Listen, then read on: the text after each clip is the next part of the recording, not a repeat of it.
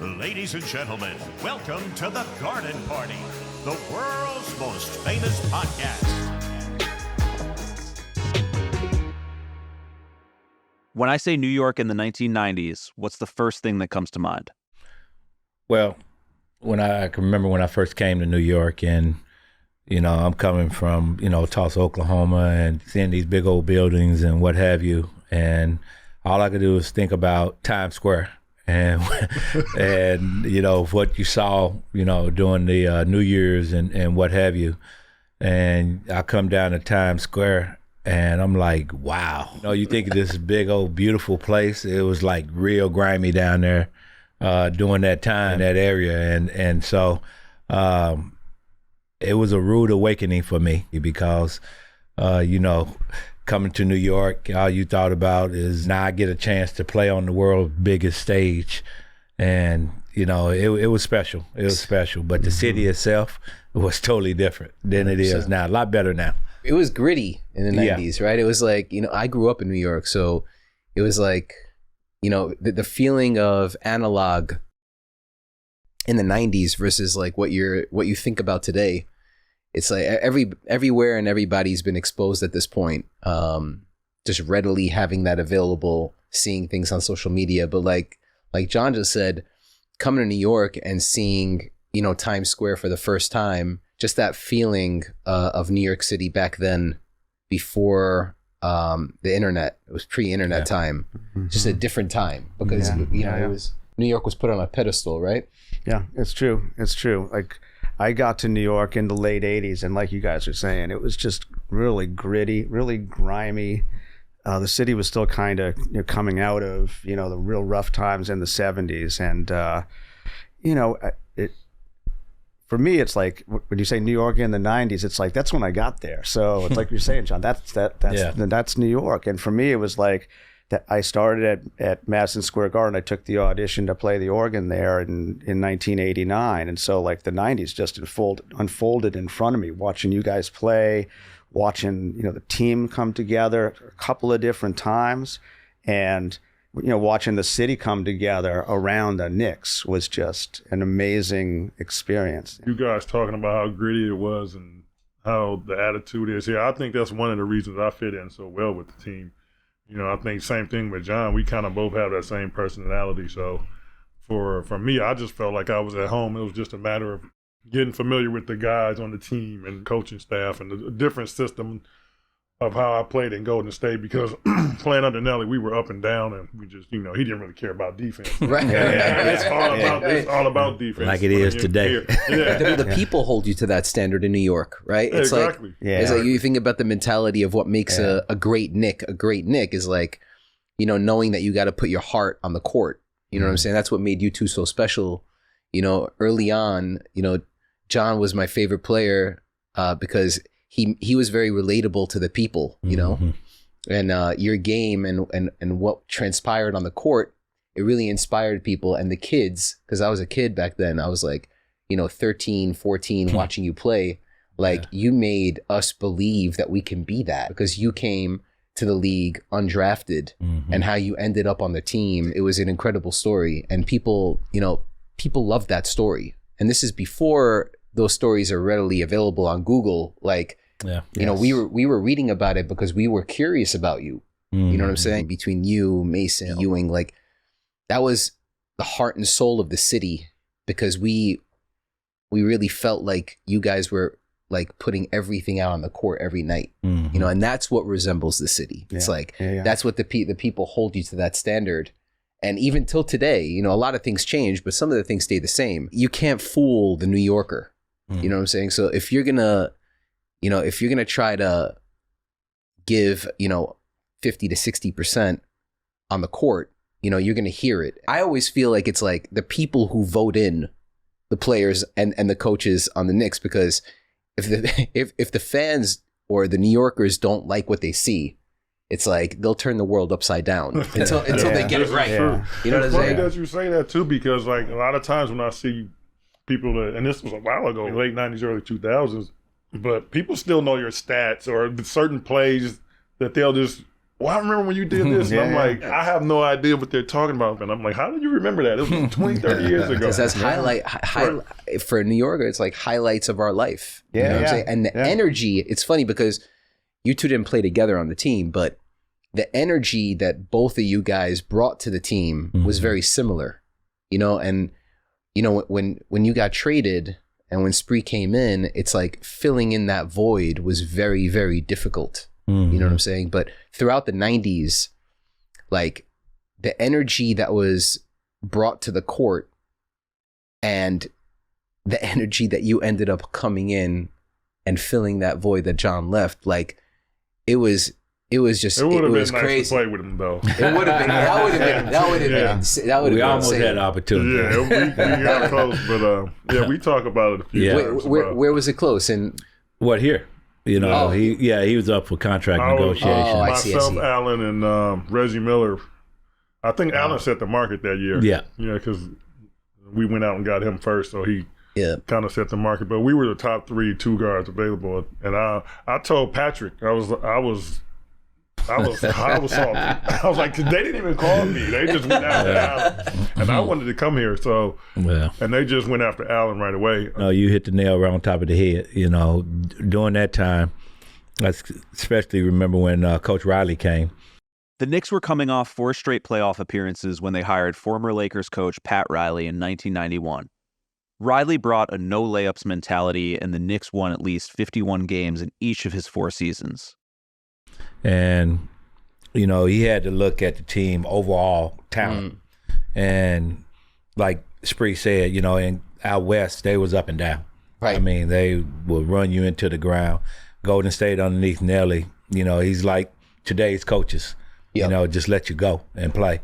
And, you know, I played for him when I first came out. And so, but Rouse, when he came here, he had to look at the overall talent of this team. And we wasn't that type of team. We wasn't up and down type of guys. You look at, you know, Mace, you look at the type of Patrick, you look at all the guys that we had. We wasn't an explosive offensive team. So they were Ford built tough. That first year with Riley, when Xavier McDaniel was here, it was like night and day. Because I had been here a couple of years by then, you know, watching the Knicks and watching it. But that's when it really started to take shape. I mean, you knew something was up when Riley was here. Yeah, you know, because he was the kind of guy, he could take players that are going to go this way and play them like that. He can take players that go like this, and he, you know, kind of shaped that team into, like you were saying, Ronnie, it's like a team that New York could see themselves in. Right. You know, just really hardworking, leaving it all on the court. That's the reason that New York has just resonated with the Knicks team in the 90s. Did he have Mace playing point guard, point forward or something? Yes. That was early. That was early for that. Yeah, you know, like a point forward. Have Mace take the ball off the court. The strategy. That didn't sit too well at all. We're not going to get into that. But no, when Rouse came, he had to figure out how he's going to get the most out of us. You know what I mean? Yep. We was a defensive-minded, you know, team. Yep. You know, and so he had to set the tone that we're going to go out and we're going to beat teams up. We're not going to go out and run up and down with Golden State. Right. Wasn't doing that. Right. There's no, if we got in a track meet with them, they're going to kill us every 10 out of 10. Yeah. So we had to, like, rely on being tough, being defensive-minded, holding teams underneath 90, and then let what we did best is get the ball to Patrick and let him do his thing, you know, and put guys around him that's capable of scoring. That was the genius of Pat Riley, right? It's like where he came from, right? Right, it was Showtime Lakers. The Showtime Lakers, the fact that he came to New York and like had to strategize against the Eastern Conference and then see how he could put a strategy together that would make it work and get the best out of those guys. You know what I mean? But the fact that we were able to come together the way we did, and you guys were fighting wars. It was like, it was basketball games. It was war. Every night it was like a war. You know what I mean? I've heard some stories about Riles too, but he works guys, man. He pushes guys in practice, and even if you're hurt, you got to be on a bike. It's like, I mean, all these sprints before camp, like when you come in and like to see who's in shape, and he does all this stuff. He pushed guys for sure. He's gonna get the most out of you. But I think with him, it is more about psychology. You know what I mean? If you hurt, being mentally tough. Exactly. You know, you can do something. Right. Either if your legs is hurt, you can be on there doing this. If your arms is hurt, you can be doing this, doing something. So he was trying to bring that New York mentality to this team, which he did, which he accomplished that. Because, there's many nights where I didn't feel like going out on the court, but I knew that I needed to go out there on the court. Same thing with every guy that played underneath him. Some guys couldn't take it, and those guys was out of there. Out. Because he know when we get to the summers, guys just we go. Yeah. We doing our thing, and you're not working out and what have you. And so he had this little thing where he checking your body weight when you come back, and you had to be underneath 10%. Oh shit! And you had to be able to run the 17s. Wow. And guards had to run it in a minute 6. Wow. Forwards had to run it in a minute 10, minute 15, and then the centers, a minute 20. And so that's how he know that he was going to keep your mind on the game of basketball in the off season, and keeping yourself in shape, and it worked. Back then, the diets were different, right? It's like today. Yeah. Today we know so much more, but back then, like you really had to be curious enough to go out there and get the information. That's true. You know what I'm saying? Today, my nephew, I have these arguments with my nephew because he doesn't know. It's like for those that only know the new generation of basketball, they don't understand the difference. You can watch some of these old games, but to understand the difference of mentality back then versus today, it's like, people were getting paid a fraction of what they're getting paid today and playing a lot harder than they are today. More games for sure. More. Yeah. It's unbelievable. And the conversations we have is because he grew up, in the LeBron era. I grew up in the Jordan era, and obviously, there are players in between to talk about. But that's the conversation we always go back and forth with because I love both eras. You know what I'm saying? I think that there's beauty in both, and I think that for a player that's played over 2 decades, like a LeBron that has transitioned from the old way of playing basketball to the new way of playing basketball, and like what has happened with the 3-ball and the pace. But the athlete changed, right? It's like the 90s required a different sort of athleticism. Back then, it was like the toughness, the mental toughness, and then the wear and tear on your body back then. Because the game was a lot, they make it more entertaining today.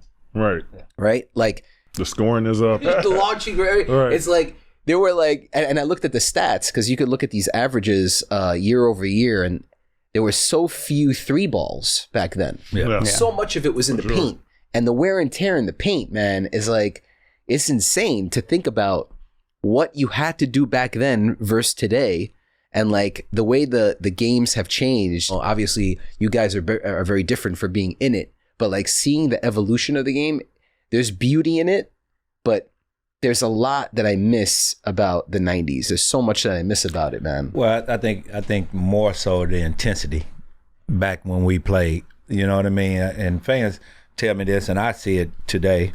But when you see it live, and you're in the moment, back then, this what you was getting every night. The fans was into it. The excitement of the battles. You know what I mean? The wars that you had. Then when they talk about, the Indiana, wars that we had, the Chicago Bulls, Miami, Charlotte. I can go on and on. Golden State. It's like every single night you knew that you had to come lay it on the line. It wasn't no easy game. I don't care if you playing the last place team in the league. You know that they was going to come in and put up a fight no matter where you go. Because when you watching it on TV, you can feel it on TV. When I watch old games, I'm starting sweating, man. I'm like, I'm into it. You know what I mean? Yeah, you ready to go. But that's where the difference from watching it live. It's great. The game is great. It's in good hands right now, but it's not the same. It was so intense. Yeah. Some of the best sports memories of my life, maybe best memories of my life, are like those Sunday afternoons in the 90s. Yeah. And it's spring outside and the city's starting to bloom and you're heading to the Garden and then you hear that NBC basketball thing. I could smell it. I could smell it, man. And you go in and it's like, it's the Knicks and the Pacers. It's the Knicks and the Bulls. It's Knicks in Miami, whoever it was. And it's a series and it's a knockdown, drag out series that's going to go until the bitter end, and every possession is going to be contested. Yeah. And I'm upstairs watching you guys from up high, and I've got the crowd like all around me, and you just listen to the crowd hanging on every play and building and driving you guys on, like just throwing that energy back and yelling defense. And it was like there was no other place to be. Right. There was no other place to be. And as a player, you feel that too. I mean, I can remember after most playoff games, and I know you felt the same way. Like you're exhausted, just mentally and physically, because I'm not even playing basketball. But then that's the physical toll the game takes on you, and then it's the emotional toll. I mean, afterwards, you're just like, I just need to go lay down. Sit in a hot tub or something.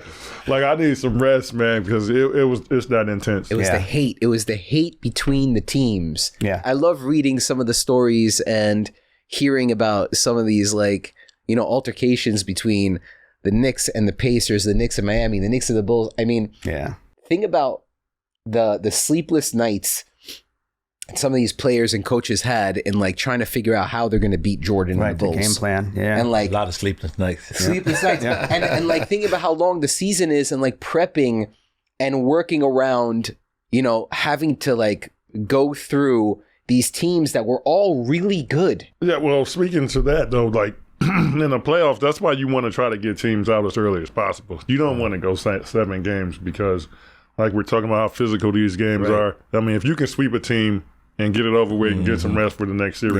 That's what you want to do. That's why in 99, when you guys took out the Hawks in 4 in the middle, that made such a difference to then go up against. Plus that lockout season, too. So we had a short season. You guys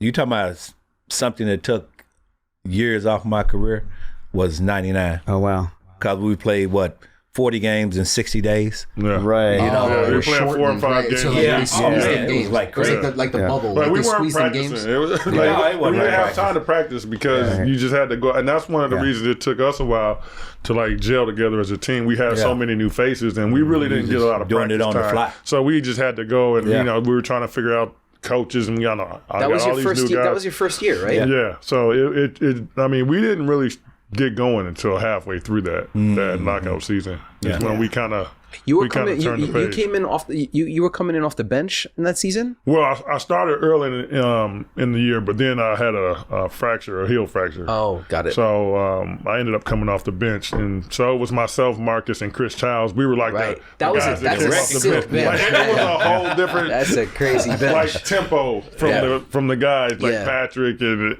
Kurt Thomas. You come in with speed. Yeah, we came in and we were just pushing the pace, and we were just going. I'm like, Jeff, I can't. This is how I play. I'm not if I get the ball, I'm going. You know what I mean? Yeah, your engine was different, man. Yeah. He's coming from Golden State where he was running up and down, man. Yeah, so I was just I'm just used to going. It took me a while to kind of figure out how Jeff wanted me to play because for a while there I was just coming out pulling up threes like you do today, and he's like, we can get that shot anytime. I'm like, yeah, but I'm wide open.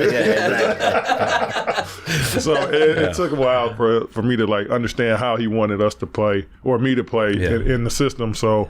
But just saying again, that lockout year was tough because we were playing a lot of games in the week. So it took us a while, but we turned the corner. I remember it, man, because we had 3 games in 3 days. So we playing back to back. Yeah. And I can remember going from Golden State to Dallas to Indiana. And I remember getting my room key, and I go up. And I had to come back down, and I asked lady, excuse me, I know this may sound silly, but what room I'm in? I was I never had so much ice on my body. Yeah. Right. We had young guys, man, they was falling by the wayside. They get a scratch. Oh, man, I can't go tonight. and because I wanted to go out there and help them get to the playoffs. Right. And so, but that's a whole nother story. I want to know what what Riley was like in the locker room after either a win or a loss. Was it volatile? Would he switch, or was he always the same? No, he's pretty much consistent. I think that's what made him a great coach. Either win or lose. He's pretty much consistent. He's Armani. Right. You know what I mean? That's Riles. You know what I mean? He was pretty, Mr. Smooth. Mr. Smooth. Yeah. You know what I mean? And he was all about your psyche. You know what I mean? So he knew that he couldn't come in there and berate us and and talk down to us or anything like that. He's a former player, so he understands you're gonna go through wins and ups and downs during the season, and so what his job is to try to keep you up here. You know what I mean? He's trying to build up your confidence. Yeah, right? build up your confidence every single game, and that's his job as a coach. So, you know, he had the heartbeat of the team. Right. Like Spree talked about, you know, him pushing us. Yeah, we used to have those long 3-hour practices. Tape shoot arounds, all of that. Wow. You know what I mean? Yeah. And so I can remember when we got in a fight with, and you probably heard this story, we got in a fight with Phoenix. And, you know, Greg coming off the bench with that ugly shirt on he had. It got, you know, him and KJ got into it. Yeah. You know, Doc Rivers and what have you. And so everybody was dejected after the game. We get on a flight. We going to Sacramento, I believe. Mid-air, he changed his route, got them to change routes, which was hard to do, you know, during that time. We dropped down in Reno. We get off the plane. We get in here. He said, okay, we need a break. Decompress a little bit. Yeah. So I told the story before where I said he gave us each $100 to gamble, right? So we was at, I think we was at Patrick's father's funeral. Yeah, Patrick's father's funeral. And he came up to me. He said, John, you know, I heard you tell the story.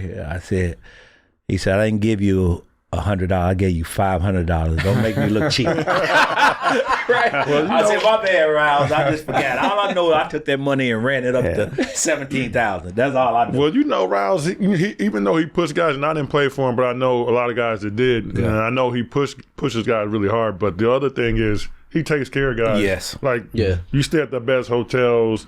Like, you eat the best food. Like, everything is first class with the Knicks or anywhere he's at. Like, that's one thing he does do. He knows that he pushes guys, he also rewards you at the end of the day for all your hard work. So I think a lot of guys did appreciate that from him too. The players coach, you know what I'm saying? And caring about the players. A philosopher of the game, right? And like John was saying, big on psychology. I remember him saying, like, after this is a press conference after a loss, regular season loss, and the Knicks had lost. They'd been bad at the free throw line. And Riley just looked at the guy and he goes, free throws are free.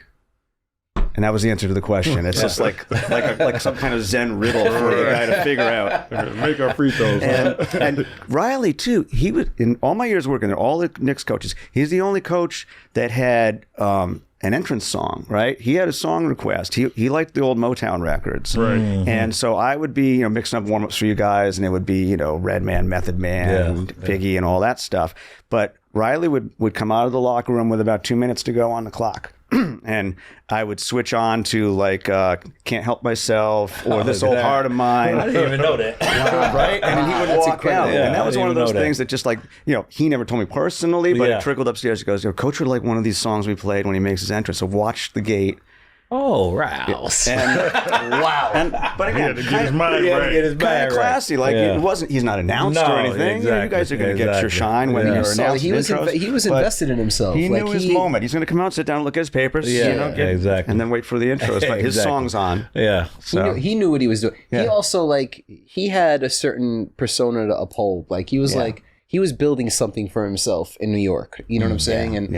And I really think that gig specifically was the biggest, I think, and most important part of his career. When you look at his career, and I think when he looks back, and they won championships in Miami, and he did what he did with the Lakers. He did. But I think that stint in New York really made Riley who he is today. Well, I think it made him a better coach. Yeah, I really do. You know what I mean? Because everybody wasn't giving him credit for those championships in LA. Right. You know, everything was Magic. You know, Magic was running the show, Kareem and what have you. And when he came to us, we didn't have that type of team. Right. And for him to take the players that he had on that team and build it into a championship quality team, overachieve and what have you, truly raised his level as a coach. 100%. And he learned a lot when he was here. You know, I saw him, I went to a playoff game when Tibbs was in Chicago. Yeah. So I went to see Rick.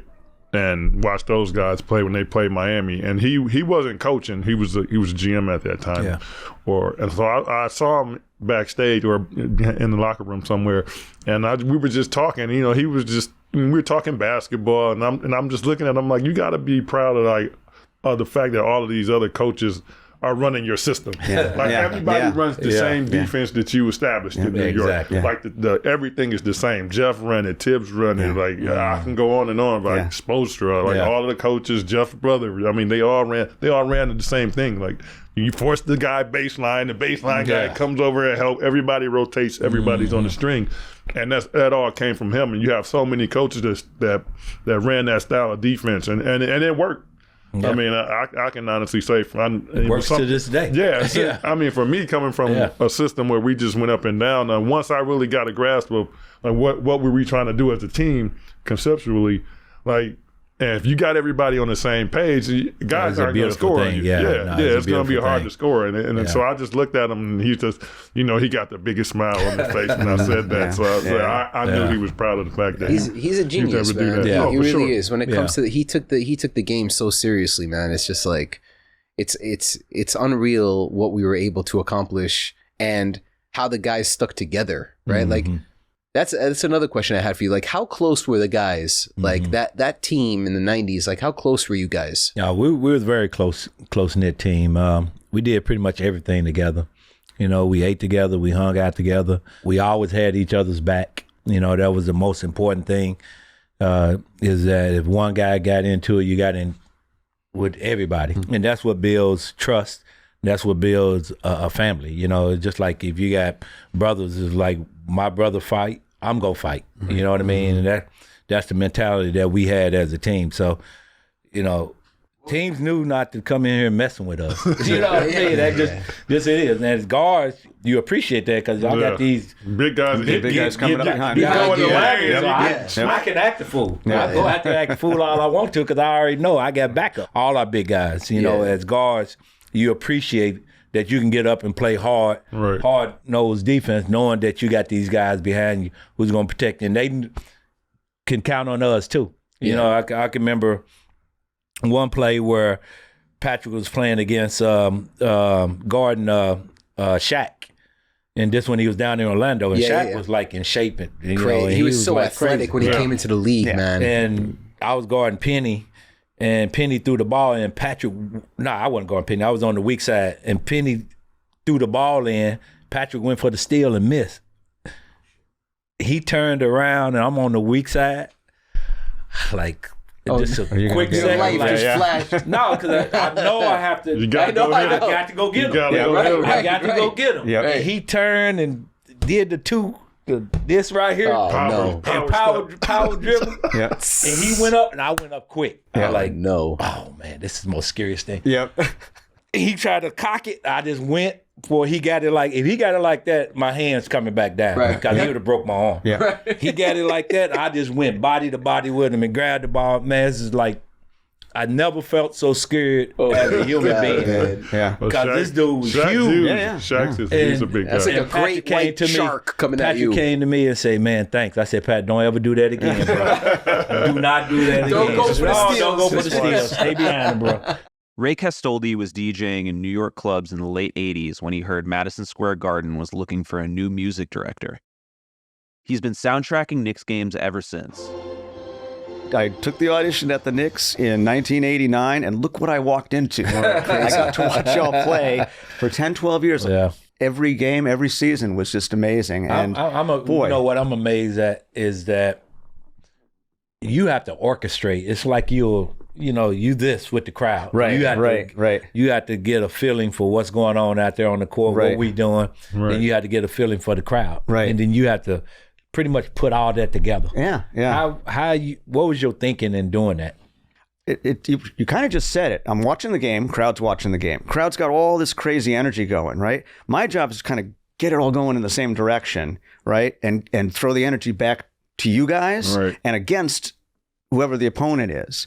So it's not like it's like, oh, I'm going to play and the Knicks are going to do this. It's not like that at all, right? It's like you guys are out there doing your thing. And with me, it's like, what's going on in the room emotionally, and how can I take those emotions and sort of get them lined up and push them in a way that's going to help the Knicks or hurt the opposition, which is the same thing. Yeah. It gives us an edge. You gave us an edge. I don't think any other. I've never been to another arena that had someone creating a vibe and emotion. Yeah. Yeah, It's like a DJ. Yeah, exactly. Like a DJ. Exactly. He's playing the room, right?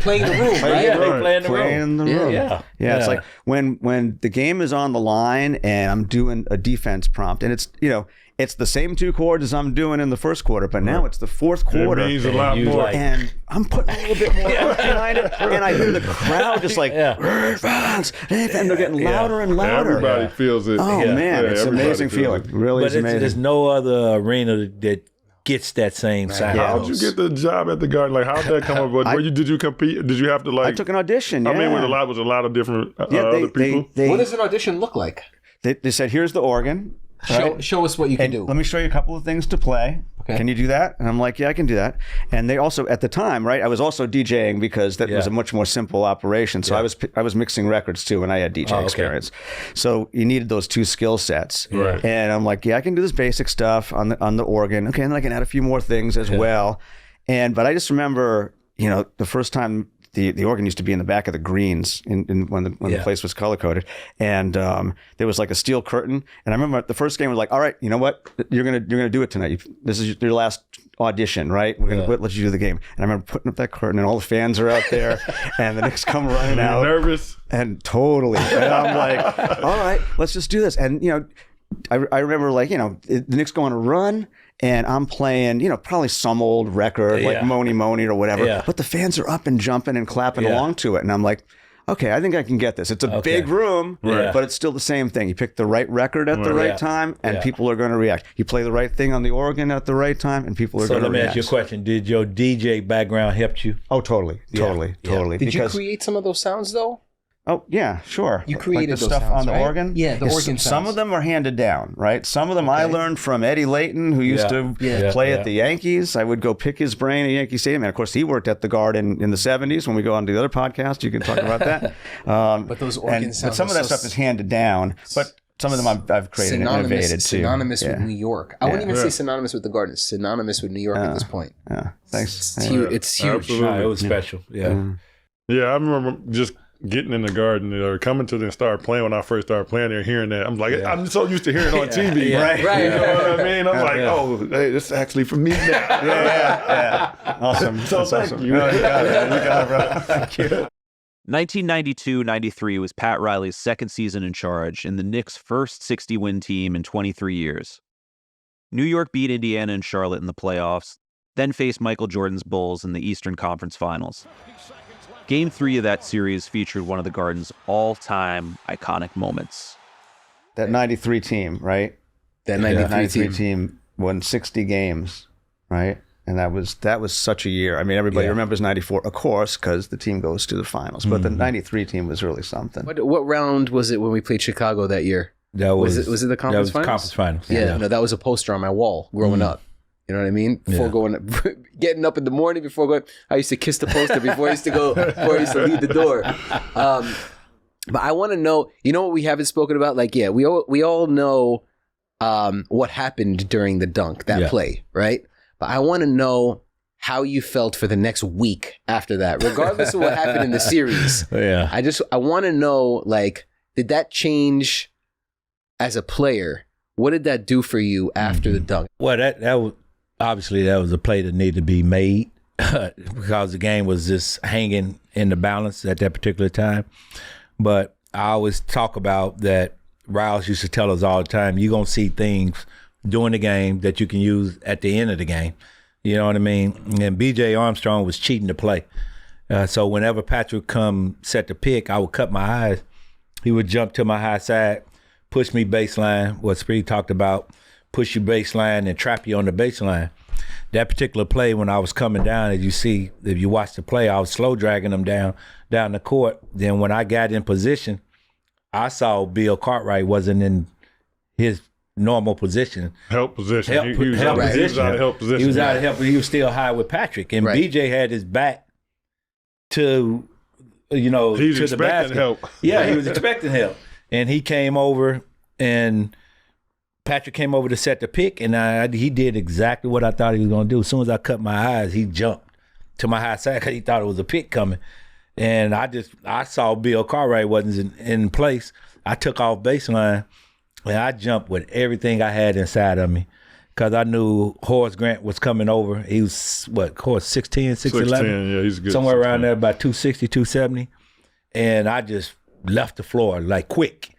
I got up quick. And, most guys that dribble with their right hand, they jump better going right. But because of I got one leg longer than the other, I jump better going with my left. And so that's what made that play so special because when I got up so quick on him, he didn't have time to get up, and he was still, I dunked it and spent out and ran up the court just to get back on defense because Chicago likes to catch you. So maybe you didn't know exactly what you did when you did it. I didn't. In the You didn't moment. know. No, In the moment, you were just it was like- just another play. Right, to me, right. because I didn't dunk on a lot of guys. That was just another play to me, and it wasn't until the next day when me and Herb Williams sitting at breakfast, I picked up the paper the next day. Stop it. I picked up the paper, and I saw who was on the back end of that play. That's when I knew. I was like, When you saw okay. Jordan jumping in. Yeah. And, This is going to have some longevity. It'll be talked about for a long time. Yeah. No, I didn't even think, I wasn't even thinking about it. We were so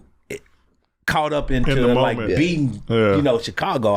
I was trying to get to the next game. So you weren't thinking, we went up 2-0. You weren't thinking, I can't wait until social media is invented so everybody can see this shit 10 years from now, Exactly. 15 years from now. No. I was just so caught up in the next game. Because Jordan obviously he saw what happened after that the next day. I want to know what he said in your ear after that. Well, we was walking. He was coming from the press conference. I'm walking to the press conference. He just looked at me and said, "Good game." I already knew it was coming. You know what I mean? You know what I'm saying? So, but this is like, moments and times that you captured as players and fans remember. You know what I mean? Yeah. Because it was just another play to me. It wasn't until I came back and started working with the Knicks that it became this. You knew saw how big how it was. important How big it was. Yeah, for the fan Yes. base. Yeah, for the fan base and for Yeah. the city and what have you. And I can honestly say from 2004, since I started with the Knicks until today, every single day I get asked about that play. Every single day Yeah. from that time. What's that? Going on 20 years now? It's 30, but yeah. Yeah. Every single day I get asked about that Yeah. play, man. Because for a New It was special. it's like, let's talk about all sports. I don't know how many highlights there are. We talk about Jeter's great catch, the Jeter's play he great, made. exactly. You and know you can what I talk mean? about, the Super Bowl where Tyree off the helmet. off the helmet. But that's a top 5 New York sport play of all time. Yeah. Right. It's crazy. It's like, that's like one of our saving graces, like that we have that. You know what I'm saying? Yeah. But I had the poster up on my wall the next year, not like after that season, that was made into a poster. So it didn't only gain traction later on. Like, I know for you get asked about it a lot now, but even back then, it was considered the dunk the next season. Yeah, it is interesting to think about. Like, John had to wait till the next day to see it in the paper. In this days of instantaneous communication, and how quickly Oh, you people would have post seen it things, exactly. you know about it by the time by the next time out. People somebody tapping your shoulder and doing this. Exactly. But you had to you had to wait till the next day to see it in the newspaper to like capture what the enormity was. And, like in the arena, I can remember. There's several moments that I remember vividly. One is Larry's shot in '99. We could talk about that in a little bit, but Larry's play had there was a weird energy there all day with that game. But definitely the other one is that dunk, because that was right. I'm at that 7th Avenue end, so you were on that basket, so it was right. It was close. I always love when things happen at the end that I'm at, because I can really see it. The other end, it's a little farther. But, just to watch you come in from that side and put that dunk up, and you could see like the Bulls collapsing, like Jordan coming in, Horace Grant coming in, trying to stop you. But you got up so high and so quick. Springboards. That was it the like thing. Springboards It was just on the ground. It was crazy. I had so much energy going through me at that time because it was like 50 seconds on the clock, Right. crowd going crazy, and so defining moment it of was the game. just inside of me. Yeah. It's amazing what your body do when you have that energy going through you. And they guy came back to me and told me we measured that at around about 42, 43 inches when I jumped. Yeah. But I, like you said, I got up so quick, he didn't have time to react. If I came in slow or what have you, he probably would have blocked it. But I got on top of him so quick. He was just like, then I watch it, watching replay, and I'm watching their bench and Horace Grant sitting next to Jordan.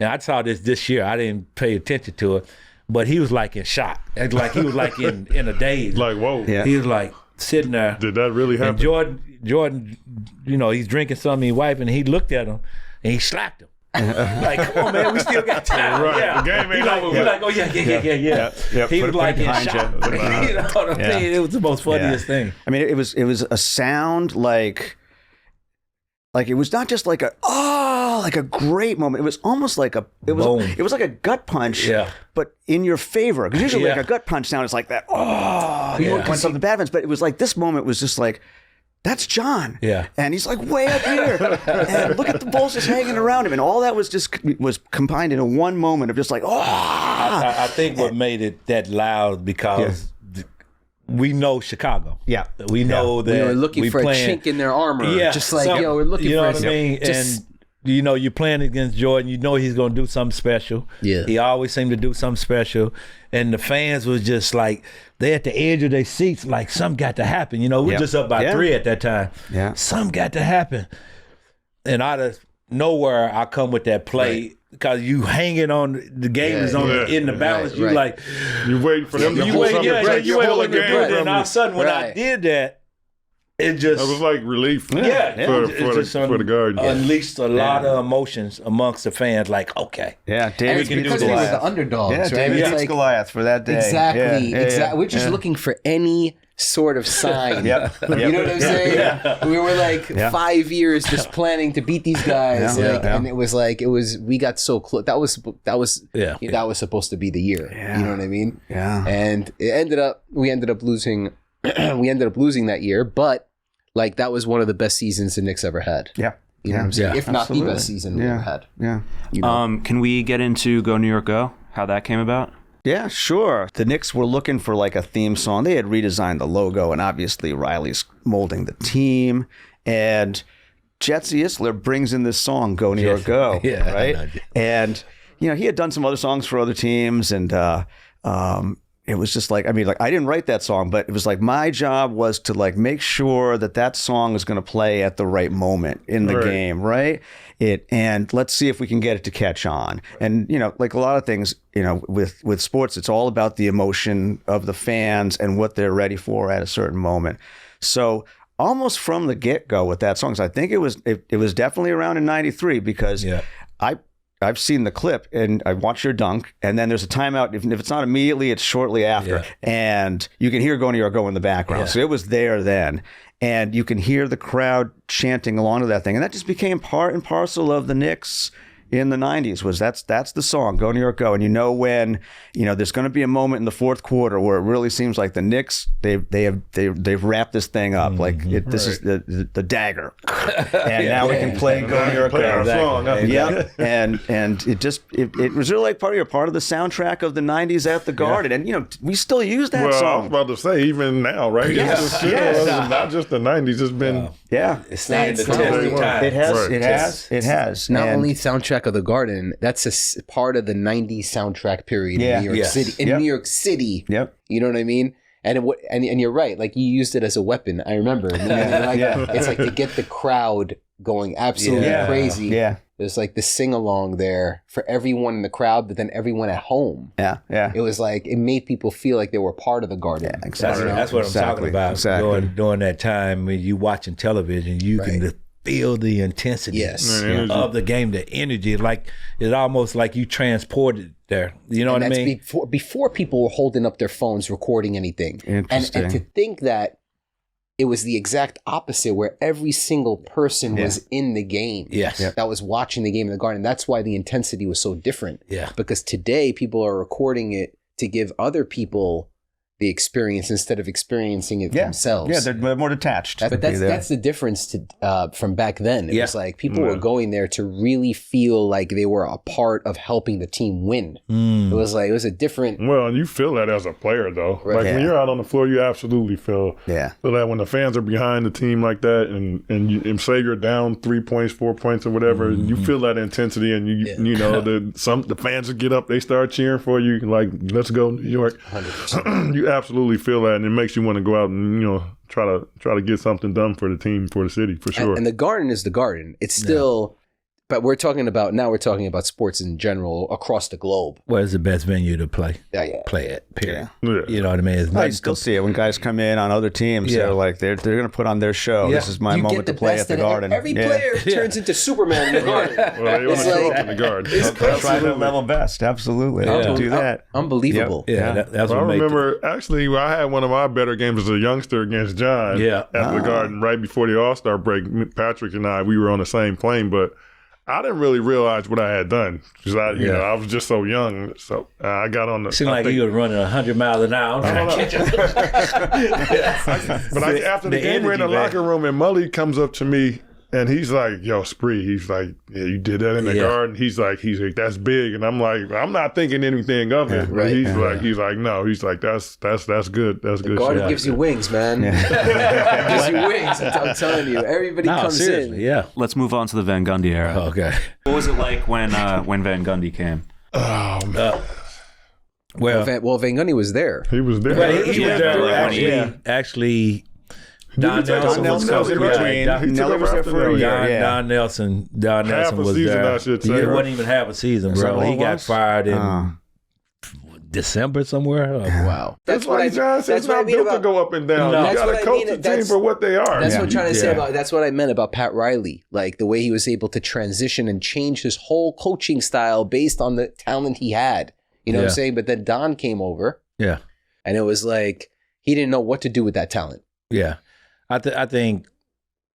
Well, Jeff just went back to what you guys knew. Yeah, I think what happened was that because the game was changing maybe a little bit during that time, it was more they was trying to get to this point where they at now, right? More with the team more up and down and scoring and what have you. And we did have some teams in the East that could do that, but our team, like Spree say, it wasn't built for that. Right. You know what I mean? So you try to all of a sudden take Rouse out the picture and bring in a more offensive-minded type of coach, but you don't have the players to do your system. Right. And Nelly knew that when he came. Nelly was more so, come, I'm going to get whatever I get and get out of here. But Jeff, they came to us and asked us about Jeff. I said, Jeff would be good. Because what year is this again? This was 95, 96.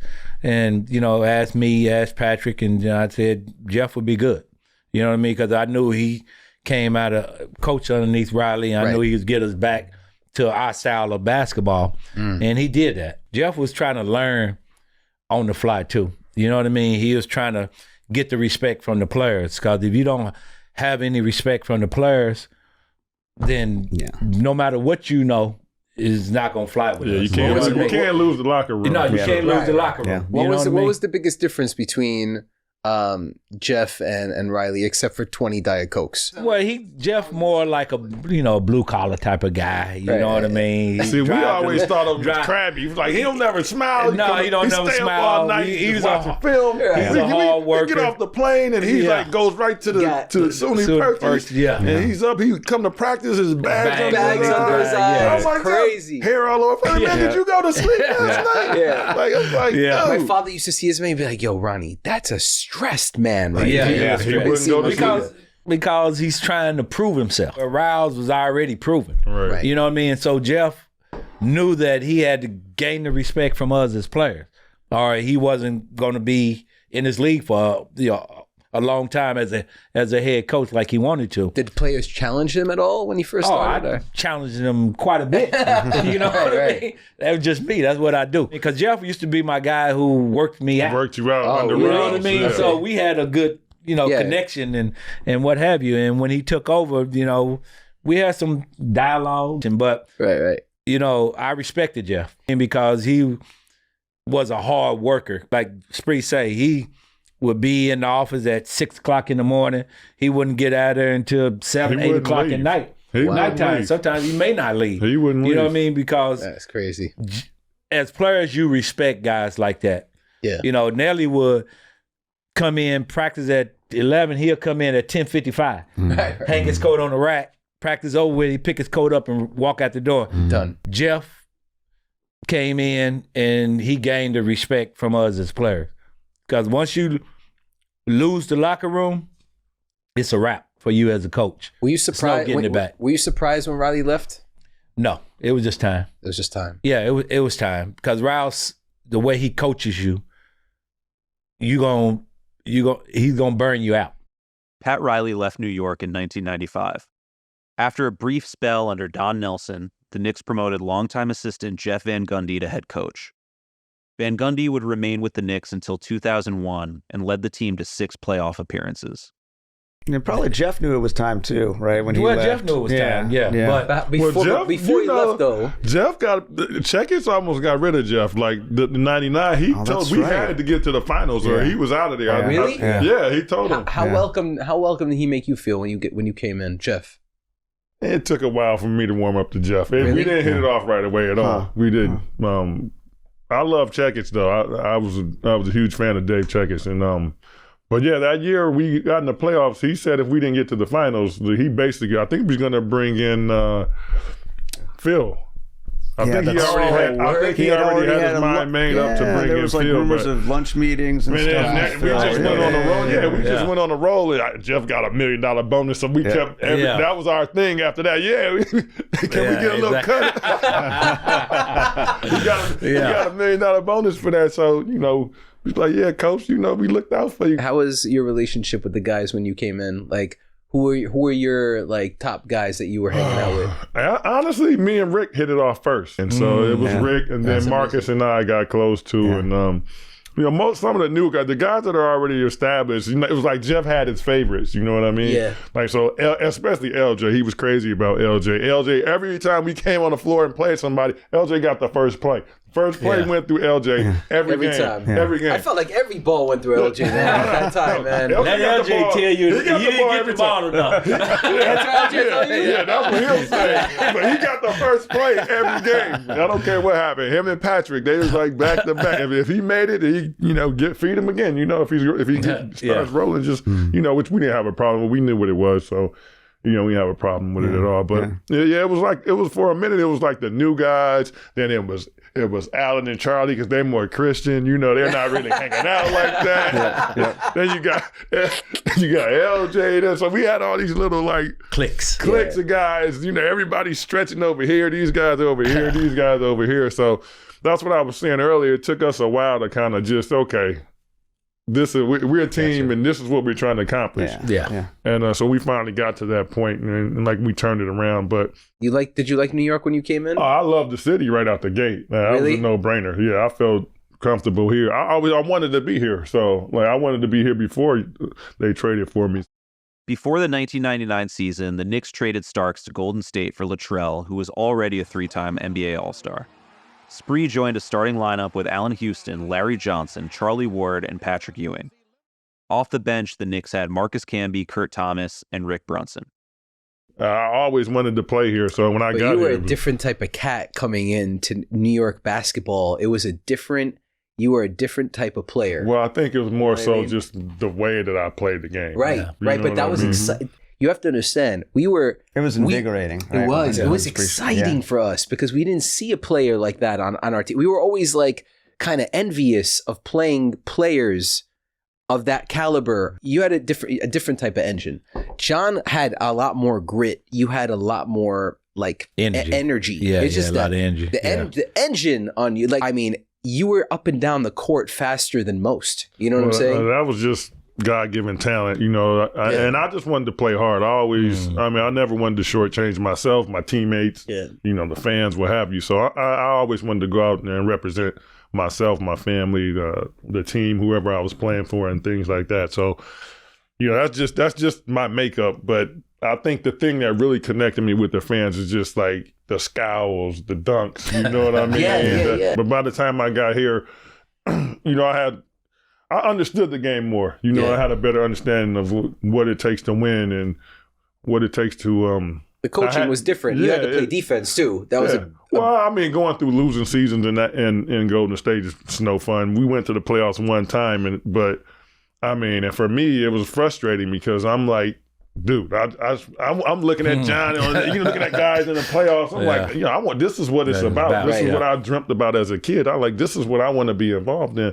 That's when I was mentioning earlier about me being a free agent that year, and the Knicks and the Checkers never really gave me a look. Yeah, like I took that personally for real. Mm-hmm. So when I did get the opportunity to come here, man, I just I wanted to embrace it and just do the best I could to make the most out of that opportunity for sure. That was just a wonderful run because the team was 8th, right? The 8th seed. I just wish it was rallied into shape. I wish it was a full season. Yeah, we weren't playing like crazy. I'm glad it worked out like it did. I mean, it was going against Miami, we knew it was going to be a fight because they had always been fights. Yeah. The moment we turned our season around, though, we actually went down to Miami and beat them maybe by 20 or something. They were the number 1 seed. Yeah. That was during the season. During the season, they had the best record. Right. And we went down there and we put it on them. And then we went to Milwaukee, which I'm from, and then I had a good game there, and it just snowballed into we got to put a few wins together. Yeah, at the end, you guys had to win like 8 out of the last 10 to make it to the 8th seed, right, or something like that. But we were on a roll by that time, and everybody knew their role. I knew I was coming off the bench. It wasn't a thing because when I first started coming off the bench, I'm like, I don't want to come off the bench. Like I want to start. I'm used to starting, warm up and go. Yeah. So I had to get acclimated with that and accustomed to doing that. But it ended up working out, like I said, coming in with Chris Childs and Marcus, and then it took him a while to figure out, okay, I'm going to put these 3 guys together. These three guys out and let them do their thing. There was like 2 different teams. It was 2 different teams. Yeah. It's totally 2 different teams. It's crazy because we used to give the 1-2 punch of like having this like more of an aggressive like, New York mentality from the mid-90s, and then this like new generation of players that came in and like gave us a boost, and gave us that speed. And we didn't know anything. We're the new guys to the team, so we're playing in Miami. We're like, whatever. Right. You're not part of that rivalry, right? Yeah, we're going down there to give it to them. We weren't thinking anything like that, but we knew it was going to be tough, but we hadn't been a part of some of those games that you've been involved in. Any scars. Yeah, right. So we just going down there balling, and it was tough though. It was only a 5-game series. It was only 5. That's the 5 back then. Yeah, that's the 5. So you didn't want to go down 2-0 or anything like that. So we just went back and forth with them. Y'all was back and forth. We went back and forth to game 5, and Allen made that shot at the end. And shot, man. That was it. Once he made that shot, it was. Yeah. Right. Yeah, we knew once we knocked them out, it was like was that round 2? Then you got to Indiana. That was the conference final. No, here are the Heat. Riley, first seed. Yep. Right? Yeah. Thinking like, oh shit, like we're in for, this is our year. Yeah. You know what I'm saying? Then the 8th seed, we just get in at the 8th seed and we go to Miami and he hit that shot. That's like that was his top 5 feelings in my entire life. Was that play? Riles was trying to get me to come to Miami so bad that year. Like that's that option. Yeah, it was him. And I almost went to Indiana too. So yeah, they were both trying to get me. Yeah. So I made a choice to come to New York. I could have went to Miami or I could have went to Indiana. Thank God, bro. Thank God. At least we have that series under our belt. Larry was after me. I talked to Larry a few times, and Pat was trying to.